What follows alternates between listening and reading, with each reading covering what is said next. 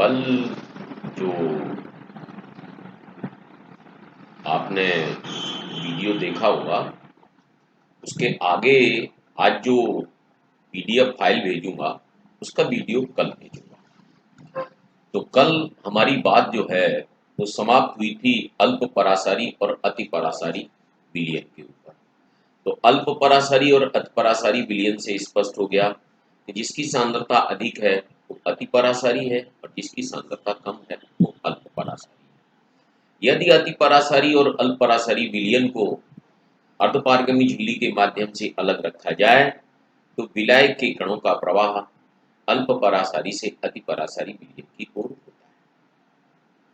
उसके बाद अगला बिंदु आता है कि द्रव का वाष्प दाब क्या है। तो द्रव के वाष्प दाब से कहा जाता है कि निश्चित ताप पर किसी द्रव और उसकी वाष्प के मध्य साम्यावस्था पर वाष्प का दाब ही उस द्रव का वाष्प दाब कहलाता है। द्रव और वाष्प के मध्य साम्यावस्था उत्पन्न हो जाती है। फॉरवर्ड डायरेक्शन की ओर चलें तो द्रव जब गर्म करते हैं तो वाष्पन क्रिया कहलाती है और जब उसको ठंडा करते हैं तो वो क्रिया द्रवण या संघनन कहलाती है। तो साम्यावस्था जब उत्पन्न हो जाती है उनके बीच में, अथवा हम यूं भी कह सकते हैं कि किसी निश्चित ताप पर गतिशील साम्यावस्था में एक द्रव की वाष्प तथा आरोपित दाब को उस ताप पर द्रव का वाष्प दाब कहा जाता है। किसी भी द्रव का जो वाष्प दाब है वो दो कारकों के ऊपर निर्भर करता है या निम्न कारकों के ऊपर निर्भर करता है। नंबर एक कहता है ताप। ताप बढ़ाने से द्रव के वाष्प दाब बढ़ जाता है क्योंकि ताप बढ़ाने पर द्रव अणु अधिक ऊर्जा युक्त हो जाते हैं जिसके कारण द्रव प्रावस्था में पलायन करने वाले अणुओं की संख्या में बढ़ोतरी वृद्धि हो जाती है जिससे वाष्पन दर बढ़ जाती है और उसी के कारण उस द्रव का वाष्प दाब अधिक हो जाता है। नंबर दो कहता है द्रवों की प्रकृति, नेचर कैसी है। कहा जाता है कि यदि किसी द्रव के अंदर प्रबल अंतराण्विक बल हैं तो उनका वाष्प दाब अधिक होगा और अगर दुर्बल अंतराण्विक बल के युक्त है वो तो उस द्रव का वाष्प दाब कम। एक तीसरा बिंदु भी है इसको इसी के साथ जोड़े देता हूं कि अवाष्पशील विलय की उपस्थिति, कि जब किसी विलायक में कोई अवाष्पशील मिलाया जाता है तो उस विलायक का वाष्प दाब कम हो जाता है। अर्थात हम कह सकते हैं कि अवाष्पशील विलय युक्त विलयन का वाष्प दाब उसके शुद्ध विलायक के वाष्प दाब से कम होता है। अगला बिंदु कहता है वाष्प दाब में आखिर अवनमन क्या होता है, वाष्प दाब में कमी क्या है। तो किसी भी विलायक में अवाष्पशील विलय मिलाने पर या अवाष्पशील विलय की उपस्थिति में उसके वाष्प दाब को वो कम कर देती है। अर्थात विलयन का वाष्प दाब विलायक के वाष्प दाब से सदैव कम रहता है। मान लिया कि किसी शुद्ध विलायक का वाष्प दाब कैपिटल P है और उसकी ज्ञात शक्ति वाले विलयन का जो वाष्प दाब है वो PS है, प्रेशर ऑफ सॉल्यूशन है। तो वाष्प दाब में अवनमन या कमी जो है वो P माइनस PS के बराबर हो जाएगी, P माइनस PS के बराबर हो जाएगी। परंतु जो कैपिटल P का मान है वो ताप के साथ साथ बढ़ता जाता है। अर्थात एक अनुपात है P माइनस PS बटे P का मान किसी तनु विलयन के लिए प्रत्येक ताप पर स्थिर रहता है और इसी वाष्प दाब को या इसी अनुपात को उस वाष्प दाब का आपेक्षिक अवनमन कहते हैं। अर्थात वाष्प दाब में आपेक्षिक अवनमन बराबर हो गया हमारा P माइनस PS बटे। अब एक वैज्ञानिक हुए हैं मिस्टर राउल्ट। तो राउल्ट का नियम कहता है कि तनु विलयनों के वाष्प दाब पर अनेक प्रयोग करने के बाद राउल्ट ने एक अपना नियम दिया और उस नियम के अनुसार बताया कि वाष्प दाब में आपेक्षिक अवनमन, वाष्प दाब में आपेक्षिक अवनमन विलयन में उपस्थित विलेय के अणुओं की संख्या तथा पूर्ण अणुओं की संख्या के अनुपात के बराबर होता है। अभी जब हमने सांद्रता के मात्रक पढ़े थे तो उसमें बिंदु आया था मोल प्रभाज, और मोल प्रभाज की परिभाषा आपने कहा था कि विलयन में उपस्थित किसी अवयव, विलयन में दो ही अवयव, एक विलेय और दूसरा विलायक, के मोलों की संख्या और विलयन में उपस्थित कुल मोलों की संख्या का अनुपात जो था वो मोल प्रभाज कहलाता है। यहां राउल्ट ने ये कहा है कि वाष्प दाब में आपेक्षिक अवनमन विलेय के मोल प्रभाज के बराबर होता है।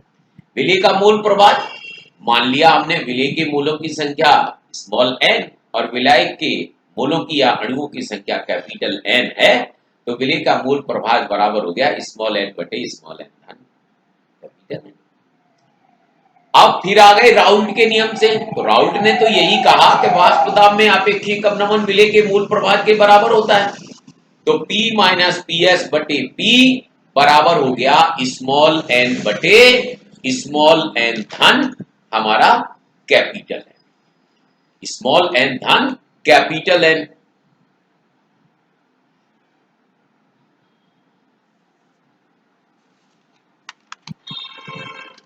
एन अब कहा राउल्ट ने ही कि वे विलयन जो ताप और सांद्रता की सभी परिस्थितियों में राउल्ट के नियम का पालन करते हैं उन्हें हमारे यहां आदर्श विलयन कहा जाता है, उन्हें हमारे यहां आइडियल सॉल्यूशन कहा जाता है। अब राउल्ट के नियम के अनुसार हम अणुभार की गणना कैसे करें? तो राउल्ट का नियम कहता है कि वाष्प दाब में आपेक्षिक अवनमन विलेय के मूल प्रभाज के बराबर, तो P माइनस पी एस बटे P बराबर स्मॉल एन बटे स्मॉल एन धन कैपिटल एन।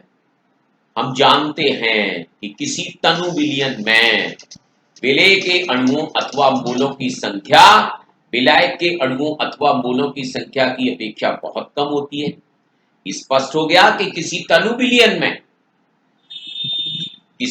विलयन में स्मॉल एन का मान कैपिटल एन के मान की अपेक्षा बहुत कम होता है, अर्थात कैपिटल तनु विलयन में कैपिटल एन की तुलना में स्मॉल एन का मान नगण्य माना जा सकता है। उसी समीकरण को तो हमने कह दिया P माइनस पी एस बटे P बराबर स्मॉल एन बटे कैपिटल, क्योंकि हमने स्मॉल एन का मान नगण्य माना है, तो विलयन के अंदर, काय के अंदर, विलयन के अंदर, तो स्मॉल एन जब जीरो रख दिया, लगभग जीरो रख दिया, उसकी वैल्यू नगण्य है, ना के बराबर है, तो P माइनस पी एस बटे P बराबर स्मॉल एन बटे कैपिटल एन। माना किसी प्रयोग के माध्यम से कि विलेय की मात्रा स्मॉल w, विलेय का अणुभार स्मॉल m हो, तो विलेय के मूलों की संख्या भार बटे अणुभार बराबर स्मॉल w बटे स्मॉल m हो गई। इसी प्रकार से विलायक की मात्रा बराबर कैपिटल W ग्राम, विलायक का अणुभार बराबर कैपिटल M, तो विलायक के मूलों की संख्या कैपिटल N बराबर स्मॉल w बटे स्मॉल। अब इस स्मॉल n और कैपिटल N की जो वैल्यू है, इसको हमने राउल्ट के नियम के अनुसार जो इक्वेशन नंबर 2 प्राप्त हुई थी उसके अंदर हमने इसको रख दिया। इसके अंदर जब हमने इसको रख दिया तो हो गया P माइनस पी एस बटे P बराबर स्मॉल w बटे स्मॉल में m पूरे का बटे कैपिटल W बटे कैपिटल, हमारा कैपिटल M ऊपर पहुंच गया, तो P माइनस पी एस बटे P बराबर स्मॉल w कैपिटल M बटे capital W into small m। ये हमारा समीकरण नंबर 3 हो गया। या तो हम समीकरण 2 के माध्यम से या समीकरण 3 के माध्यम से आवासशील पदार्थों के अणुभार की गणना हम आसानी से कर सकते हैं। इसके तुरंत बाद आता है कि आखिर राउल्ट के नियम की लिमिट्स क्या है, राउल्ट के नियम की सीमाएं क्या हैं, राउल्ट का नियम कब लागू होता है, राउल्ट का नियम किन विलियनों पर लागू होता है। तो उसकी राउल्ट के नियम की हमारी 3 शर्तें हैं। सबसे पहला बिंदु कहता है कि राउल्ट का नियम केवल डाइल्यूट सॉल्यूशन तनु विलियनों के ऊपर लागू होता है।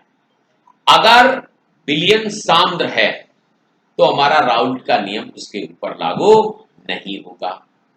नंबर 2 कहता है कि राउल्ट का नियम केवल उन पदार्थ के विलियनों पर लागू होता है जो विलायक के साथ किसी भी प्रकार की कोई भी रासायनिक अभिक्रिया नहीं करते।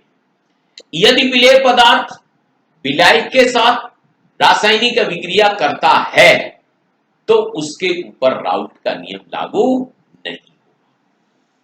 नंबर 3 कहता है कि राउल्ट का नियम उन विलेय पदार्थों पर लागू नहीं होता है जो विलायक में या तो संयोजित हो जाएं अथवा वियोजित हो जाएं। जो विलायक के अंदर या तो उनका संयोजन हो जाए अथवा उनका वियोजन हो जाए, अर्थात संयोजन हो जाए या उनका वियोजन हो जाए, ऐसे के ऊपर, ऐसे विलियनों के ऊपर हमारा राउल्ट का नियम लागू नहीं। आगे की बात